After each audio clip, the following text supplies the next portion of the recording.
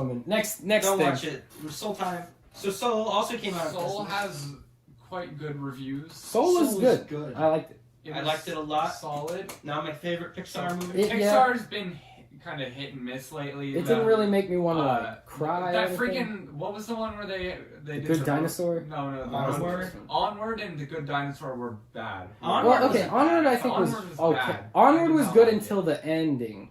I didn't like the ending. I didn't like a lot of people really liked. A lot of people say the ending saved the movie, but I like the ending. I don't think it does. I think it was just sort of like. I thought it was fine. No, I thought The Good Dinosaur was boring.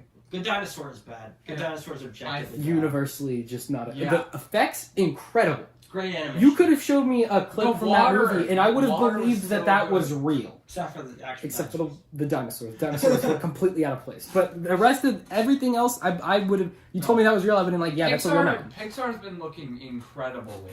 Yeah, except for their. Okay, see, I think Soul would have worked really cool as half live action, half animated. Yeah. All the stuff in the Soul world immediately after I watched it would have been like keep that animated. But all the stuff in the real world, I think that would have been really cool live action. Because that's basically what they were doing. It was all real. Yeah. I think how this. So the thing with Pixar, but it looks so good. It does look incredible. Is like ray tracing all the way. The animation is. If you watch the lighting looks more real than real lighting in New York looks. If you go watch like A Bug's Life or the original Toy Story, and then you go watch Soul, it is like night and day. It is so Well, like so in good. Toy Story, they didn't know how to animate humans, so almost every person was either a copy of Andy or Andy's mom with different hair. Because they didn't know how to animate Toy them. Story 4 looked really good. In Soul, there's hundreds and hundreds of people flooding the streets of New York. Each one of them looks like their own unique person. Yeah, I think they're their best animation lately. Incredibles 2 looked really good, even though the story wasn't very good. Yeah. But the animation with good. Pixar is never the problem. Yeah. The animation is like literally every time they top them. They push the boundaries. They push the whole medium forward every time they make a movie. And yeah, the thing about Soul is that it's Finding Dory. That one also happened. And even though it has like that Disney. That was Pixar. Okay. Even though it has like 100 animators on it. Yeah. Everything looks the same. It's all consistent. It's all consistent. Yeah. I think Pixar recently, they've changed leadership, so they're kind of like in a transition phase. I think that's why they were doing so many sequels, because that's like all they were kind of like. That's all they had like already in the works, so they just finished those. Yes, they just finished making new stuff. But Pixar with like in a few years ago, like maybe 10 years ago, like with your Ups, your Toy Story 3s, those movies still my favorite. Pixar were movie. sad and they were contemplative, but they weren't. They were more kids movies. They were not made to only be that. Yeah.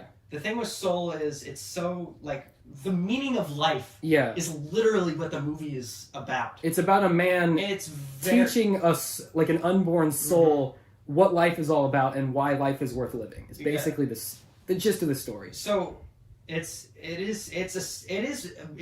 pretty impressive that they were able to tackle such a heady subject and make it still fun and entertaining. And I think the biggest part of it being entertaining was the animation, which who's your favorite character? There's only like 2 characters. I like the people running like the Great Before. I like Terry. I like Terry. Terry with the guy who counts. Yeah, I think that was one of my favorite characters too. Yeah, it's very well written. It's very well paced. Who made all the dialogue feels real. This was Pete Docter. Yeah, that's why it was good. He did Inside Out and some. It feels very similar to Inside Out. I still think Inside Out was better in my opinion. I think Inside Out is more like kids movie-esque. Yeah. Well, that was my biggest problem with Soul. And I think it's the only if I was a little kid, like I really like this movie now, but if I was like a little kid, like maybe anywhere between the ages of like 6 and 10, I would have been so bored. I would have probably hated the movie. Because it's just not very entertaining. That's what I think. The animation's really good, and there's a lot of like fun colors. But it's not really a kid's movie. Like I would not have been entertained by this. They're starting to make movies more for themselves, less than kids. Well, they're growing up with their like all the little kids who watch Toy Story have grown up with Pixar, and they're making movies that are growing up with the characters. You are right. It does feel like like when you're in your teenage years, we had Inside Out, where it's like talking about the nuances of like puberty, going through all those changes. Adults will go out of their way to watch Soul. Yeah, and I don't think kids will. I think exactly. Yeah. I think this movie it's definitely going to win Best Animated Feature. That's not easily. You mean the Pixar award? Yeah, you did. The Pixar and Spider-Verse award. Because the only movies Disney's that can really compete with Pixar in terms of animation are anime movies, and those are the only ones that can compete. with Even then, Disney's all anime has looked about the same. Well, Disney's animation. Well, that's because you don't watch it. But like the style has. Like with Frozen 2, the animation. But like they never win awards. I think Studio Ghibli is the only anime studio that's ever won Best Animated Feature. Yeah, and it was in like the 80s. No, it was not Spirited Away. I think it was early 2000s. Yeah, because the first award for Best Animated. I watched Spirited Away. That movie's because keep in mind, what was it? You remember that one movie we watched? Your Name. Your Name lost to Boss Baby. No, it didn't. Or it lost to some other anime movie was nominated that year. Did it? I don't remember. Wait, 2017? Yeah. Did Frozen? No. Did Frozen? No, it didn't. It lost to. Came out in 2017. It was Boss Baby. Lost to Coco. Coco. That looked really good though. That was good. Coco was really good. But I don't remember. Whatever year Boss Baby was nominated, there was an anime movie that was also nominated. It might have been Fireworks. It was one of the movies that came out that year. Yeah. Obviously, it looked better because Boss Baby looked terrible. Boss Baby didn't look good. Boss Baby 2 comes out a few weeks ago. So you're real. When Frozen 2 came out, did it win anything? It was nominated for Best Animated Feature and Best Original Song. I don't think it won either of those. Yeah. What did win Best Animation last year? No, it didn't. No, what did? Did Pixar make a movie last year? No. What one? Hey Google, what movie won Best Animated Feature in 2019? For the 1st of January 2019, the 31st of December 2019, the Academy Award for Best Animated Feature film winners were Spider-Man Into the Spider-Verse. For 2019? Oh, because ask her what the 2020 Oscars winner was. Because the year after is when the Oscars were held. That's what it's looking for. Hey Siri, who won Best Animated Feature in 2020? Oh, whoops. Whatever. Hey Google, who won Best Animated Feature in 2020? For the 1st of January 2020, the 31st of December 2020, the Academy Award for Best Animated Feature film winner was Toy Story 4. Oh, okay, then yeah, Pixar. Yeah, Pixar. I think actually that is the biggest contrast between normal Disney animation and Pixar. Pixar movies just look better. Well, not only that, but the stories in Pixar feel much more personal. They feel like an art student who was able to make their own movie. Really, just Soul was the most. Because like Toy Story 4, like the story was like meh. I didn't like that. Okay, so if you look at like Frozen 2 or Ralph Breaks the Internet, like most recent Disney animation, was so perfect. They're very obviously just a story, and like you can even just watch the documentary for Frozen 2. It's incredible. They're made by committee. It's 80 different people in a room going through a million different ideas, and they just cobble something together. Yeah. Pixar, it feels like one guy who wrote a script, gave it to the guy at Pixar, and went, all right, we're going to make this. You're in charge. This is all your idea. And I think that's the main difference. There's an artistic vision to There's an art. They're trying to There's make a vision art to at Pixar. I mean, they're trying to make money at Disney. Yeah. that's so true. I mean, yeah, Pixar is just its own. It feels more real. I'm kind of sad that this movie was the one that kind of got sacrificed to Disney Plus, because I would have really liked to see this in a theater. Yeah. I bet they will release it to a theater reaction. I think they should. I think they should just like start playing it now. Because like, what else are you doing? Just get rid of some of those Wonder Woman screenings. So this actual movie. Yeah. But so the only other movie out right now. There's not a whole lot I have to say about it, just because there's not a lot. Like it's just good. Like it's a very simple story. There's not a lot of like. It's very simple, but it's tackled very well. Yeah. It's also very funny. There's a lot of good comedy in it. Even okay, but the only problem with it is that the kids. I did have a couple of problems with the metaphysical plane. Like when they mentioned that, like, oh, if you get lost in the zone, you can become a lost soul. That never comes up again. They mention it one time, and it doesn't have anything to do with it. Well, no, at the end, he's after. There's that part. No, but 22 didn't get into the zone and become a lost soul. She just became a lost soul. You remember that part where she comes in and she gets into Joe's body, and then Joe's in the cat. Yeah. Yeah, I mean, you would think that'd be like horribly. Yeah, I thought that was going to be so dumb. Really but it was good. So well. They handled it really well. And you can tell like Joe is like he's watching someone else live his life, and he's sort of realizing his own mistake, like the stuff that he's been doing wrong. I know, and it's like it feels like he's like.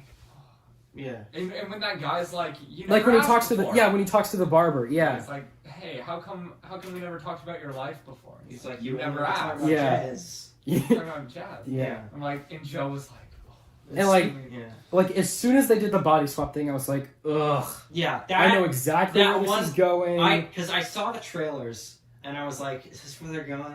And I when it happened in the movie, I was like, this is, if it goes downhill anywhere. And when they started in the hospital scene and 22 was sort of like flopping around, I was like, oh no. But no, they did it really well, and it was really enjoyable. Because they didn't focus on like physical, there's physical comedy involved. No, but they focus on the feelings. The purpose of it is not for it to be a funny scene. The purpose of it is for the message of the movie. Yeah, which they didn't do it just so that they could have a plot. Mm-hmm. They did it so that it gave the character Joe an opportunity to view his life from the outside. And it gave 22 an opportunity to experience life. Yeah.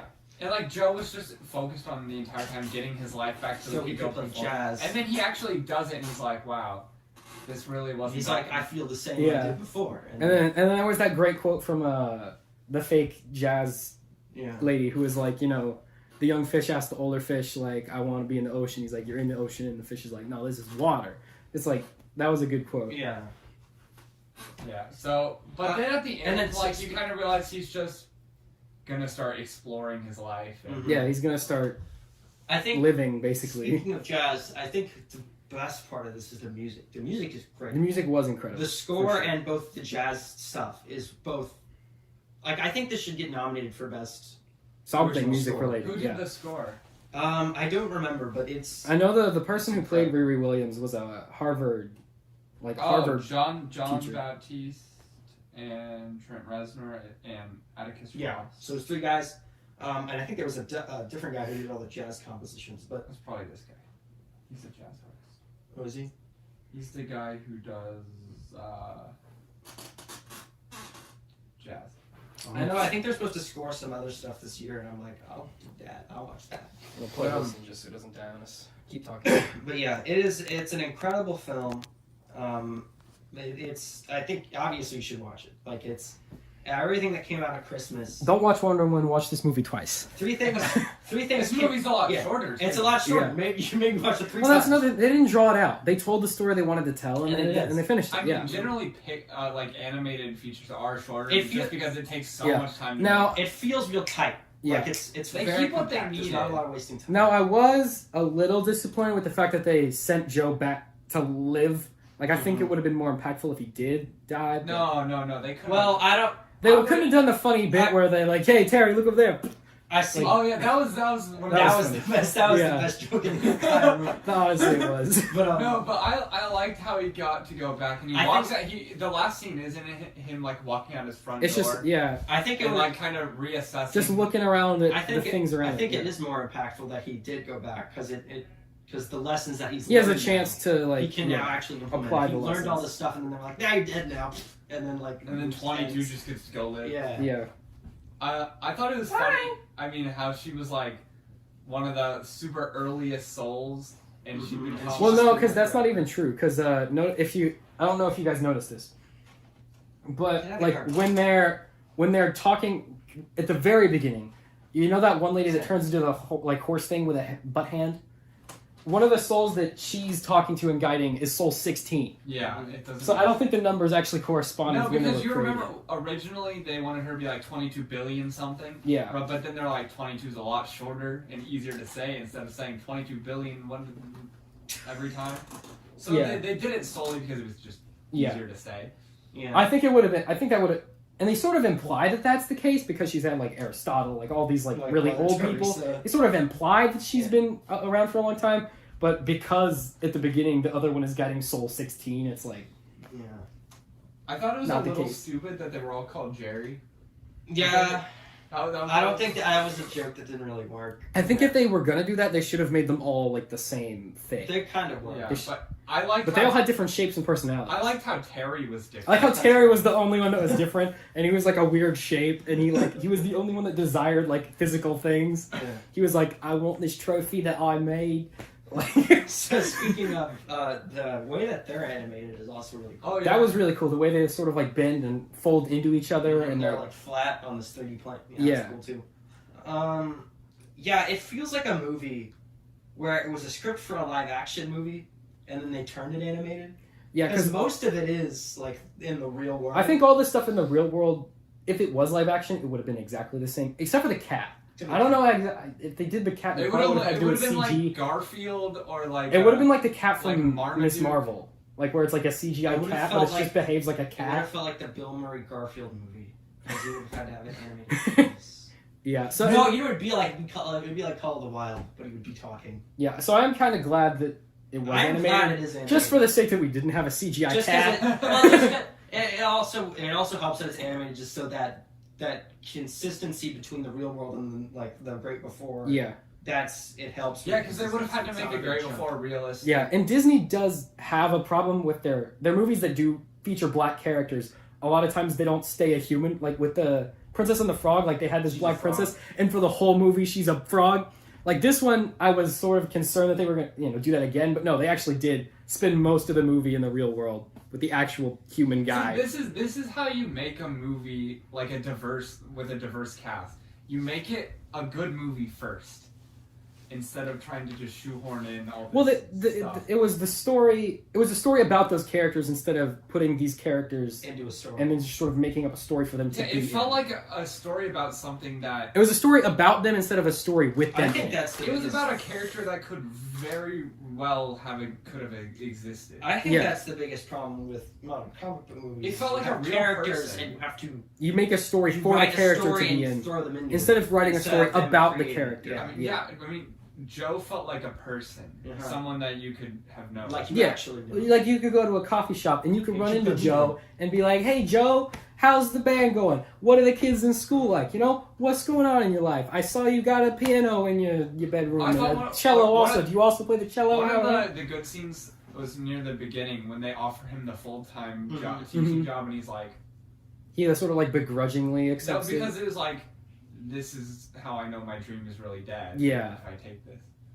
So you immediately, right away, oh, he dreams of something more, but society's pushing him into this position. Yeah. You learn a lot about his character through that, just through that one interaction with the teacher. I like the scene where 22 interacts with Joe's mom.